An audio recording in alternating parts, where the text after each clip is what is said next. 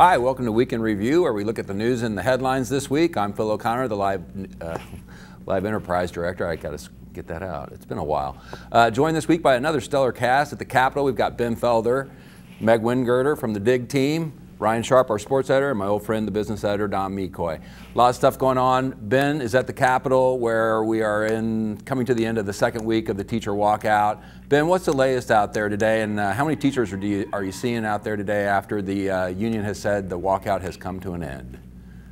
Yeah, I mean, we've seen consistently large crowds every day of the walkout up until yesterday, and then the Oklahoma Education Association, which had been one of the leaders in this, yesterday late in the day, announced that it was calling in into the walkout. It said that it had to be realistic. It celebrated some of the gains that they said they had made, including a teacher pay raise and a boost in funding that happened before the walkout. The walkout definitely had an impact on the legislature approving that. But over the last 2 weeks, there were a couple more revenue bills late last Friday, but this last week there was really no movement in the Capitol, and lawmakers continued to say that they just didn't see it in the cards for this year. So the OEA said that it was calling for an end to the walkout, putting its focus forward, especially on the November elections. Today, much smaller crowd, but there are a couple thousand teachers here. They're meeting outside. There are some inside, even though there aren't lawmakers in the building for the most part, as they're in their 3-day weekend. There are teachers that are leaving notes on lawmaker doors. There's been a couple impromptu rallies, teachers saying, encouraging each other to kind of plan their next steps. And if you walk through the building, at least half an hour ago, there are actually clumps of teachers from different buildings that are sitting down around and saying, okay, what do we need to do next in terms of, focusing on the election, advocating at the Capitol, even if we're going to be back in school. But most schools are back in session today. Oklahoma City is still out. They're going to make their official announcement later this afternoon, but I imagine everyone's going to be back in session on Monday. But Ben, there's some teachers who are not happy with this decision, right? I mean, we have some teachers who are really angry about questioning what was this all for?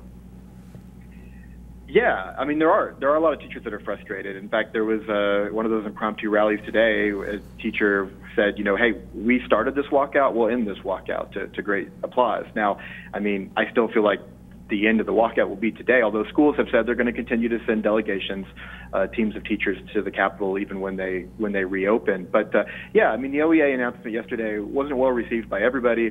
In fact, some Oklahoma City teachers are supposed to be meeting at the Capitol today and marching to their HR building to officially drop their OEA membership dues.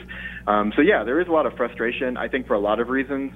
One is maybe a lack of communication with their members, a lack of communication with what they were working on. This was the first teacher walkout since 1990. The difference was in 1990 there was a specific bill. There's actually a specific emergency clause with that bill that all the teachers were focused on. Well, there wasn't really a unified bill. I mean, and even that, Ben, the fact that they walked out after, that came after the legislature had actually taken action. We talked a little bit about this too, about Alicia Priest, the head of the OEA, and whether that put her in jeopardy, knowing that some of the teachers weren't happy with some of the leadership and how this had played out. And we talked about that. Her election was when? I believe it was a couple weeks ago, at least that's information I have, coming into the walkout. Right. So apparently she'll remain in control for some time or whatever. I just didn't know if there was any talk about, are there people who are angry at her leadership at this point? Well, I mean, she claims that over 70% of their membership said that they felt like continuing the walkout would be a fruitless exercise. Now, there were a lot of people who claimed to be OEA members on social media that quickly responded and said, where did those results come from? I never saw a survey. So, right. Not really sure on the details of that. But yes, it has been contentious, and I know there are people even within OEA who've kind of been a little bit frustrated with the way that they've presented themselves and kind of handled communications. But there wasn't really that one unified bill that they were after. I mean, teachers were pushing for a repeal of the capital gains tax deduction. That bill was before the House. And they did push, they did rally behind a couple revenue-raising measures last week, the so-called Amazon tax and ball and dice gaming. But those were really the last, clear-cut wins, I guess you could say. And that was a week ago. Right. Well, Ben's been out there every day since the day this started. Has a story this Sunday that'll sort of recap what's happened up to this point. Ben, thanks for all your coverage on this, and we'll see you back in the office hopefully on Monday. Yeah, sounds good. Thanks, guys. Great. Meg, also, we have another story that runs this weekend about the health department. And the scandal that sort of engulfed that department a year or so ago. Talk a little bit about what the story is about and sort of some of the findings that you came, through your reporting. Okay, well, we started off just basically trying to piece together what happened, because news has come out incrementally. Most of us had heard about that there was overspending and shifting the money around, but it wasn't really clear a lot of resignations. How that happened. Yes, quite a few people left, the top 2 officials and several others as starting in October and running through the start of this year. But basically, we're just trying to figure out what happened here. Were there warning signs that were missed? And there were quite a few warning signs that seemingly could have told them we need to change something months before all this came out publicly. And this is a scandal that's resulted in investigative hearings by the House of Representatives. We have law enforcement that we've been told is looking into this, the FBI, a lot of other folks. And we've talked a lot about this, and this is a deep look into this whole issue. In the end, and no one has been charged with a crime, and that's essentially what we know at this point. And one of the things that we kind of was the motive, that sort of, how did they get to this point? How did it get to the point where they find themselves $30 million into the red and have to go to the legislature and beg for a bailout? And it's basically, if you listen to the top financial officials, their point was kind of, well, basically they said no one's found any evidence, at least that they're aware of at this point, that there was any bad intent, that there was any embezzlement, or that anyone was buying really expensive office furniture or what have you. That this money was going for health-related programs. They just apparently did not understand that there was a limit to how much money they had. That I believe it was their former chief operating officer that said about these people aren't villains, but they were really bad business people. Yeah, it's a great read. Be sure to pick it up. It's a complex story. I mean, there's a lot of pieces to this, and like you said, we've read about it in drips and drabs, but this is sort of the all-encompassing story that tells us sort of what happened there. So really looking forward to seeing that. Okay, Ryan, we got more action on the court. We thought we might be done. We're not done. No, not at all, actually. It's playoff time. The Thunder, by a lot of random things coming together, end up with the number 4 seed in the Western Conference and end up hosting the first 2 games of their first round series with Utah. It should be I think it's one of the more entertaining and interesting series in the playoffs. You've got a team in Utah who the Thunder hasn't seen since December, which is really odd that you haven't played a conference opponent since, 2 months into the season.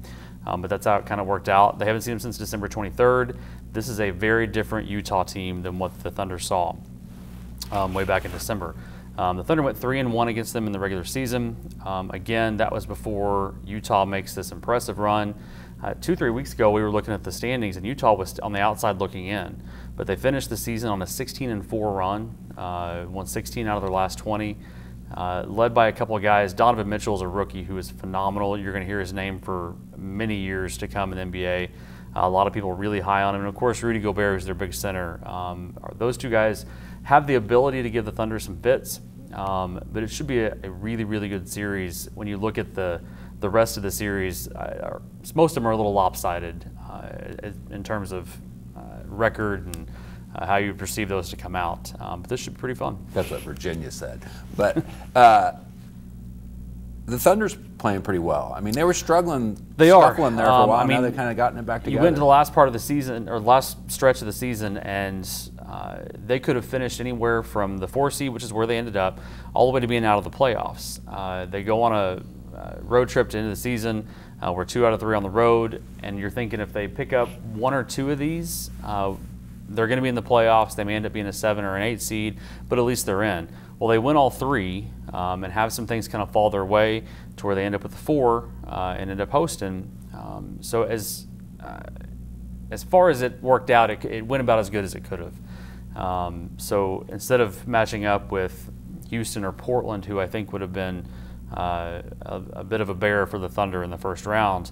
You're matching up with Utah, who's still really good, but one of the more favorable matchups that you could have had. And when you get to start at home, it's even better. Yeah, and Don working with Paul George's jump shot has helped a lot, right? Oh yeah, elbow in. Elbow in. That was kind of the key there. Hey, he admitted that he had some issues with his shot, and apparently spent a whole lot of time in the gym over the last week or so. And then they go to the other night they're playing Memphis, and I think he hit 7 of his first 7 3-pointers. And so I think he's found that. Carmelo Anthony is playing a little better than he did in the middle part of the season. And then the good thing about the playoffs for the Thunder is which is weird for the Thunder, they're the oldest team in the playoffs in terms of your full roster. That's not been the case for the Thunder. They've typically been a pretty young team. But when you look at the minutes that they play, they're the oldest team. I mean with Westbrook and Carmelo Anthony is a big part of that. So when you get to the playoffs, it's so spread out. You have at least a day, if not 2 days of rest between every game. So for a team like the Thunder, it couldn't set up much better to have that kind of time between games to get your legs back under you for guys like Carmelo Anthony that put up a lot of shots. This played out about as well as it could have. Awesome. Don, what's your prediction? I kind of like the Thunder maybe in 7 games. And do they go further than this, or is it a 1-round? Well, they would probably face Houston in the second round, which they've played well against Houston, but they certainly wouldn't be favored, and I wouldn't think they were favored. So. Okay, well there you have it from our Thunder experts. All right, let's switch to another less fun topic. A tough week at Devon. Yeah, Devon Energy, which is based here in Oklahoma City, announced that they're going to lay off 300 people in the coming weeks. They didn't say what positions those were or exactly when these are going to take place, but they're going to be soon. It's about 9% of their workforce. You know, Devon's a huge employer here. The thing that was a little bit unusual about this is that Devon, like a lot of energy companies, has regained profitability. They are making money. They're doing well. The price of oil is at a range where even they say, you know, yeah, we can be profitable at $50, and the price of oil is over $60 right now.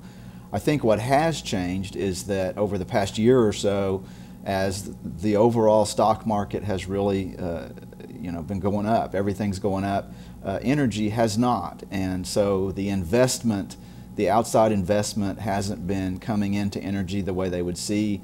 The long-term and institutional shareholders that have a lot of sway, I mean, shareholders own the company. And these large shareholders are not very happy with energy firms right now because even though the companies are profitable, they haven't seen that reflected in the stock. So Devon is doing, and we've seen others in the industry do this, they are cutting back to lower their costs. They are focusing on only their very best assets, their very best places to drill and explore. And what Devon is doing is they've already sold a big chunk of what they used to own in the Barnett Shale down the Dallas-Fort Worth area, got $500 million for that. And they're looking to focus on these good places. They're also paying down debt, which is another thing that can help stock price. And Devon has announced this year they're going to buy back $1 billion of their own stock. So because of this focus, that means we need less people. So even with oil prices going up, I mean, we've seen not just Devon either. It's we've seen a lot of bad news kind of still continue to rock our energy industry. Yeah, in the last couple of months, I mean, both Sandridge and Chesapeake have also laid off employees, and those are big employers here in Oklahoma City. Yeah, we hate to see that. That's the kind of news we give you every day, 365 days a year. Check it out. Great business news, great sports news, great stories on things that are important to our community, like the health department, our state government, our teachers, all those kinds of things we cover every day. Check us out. Pick up a paper. We'll see you next week.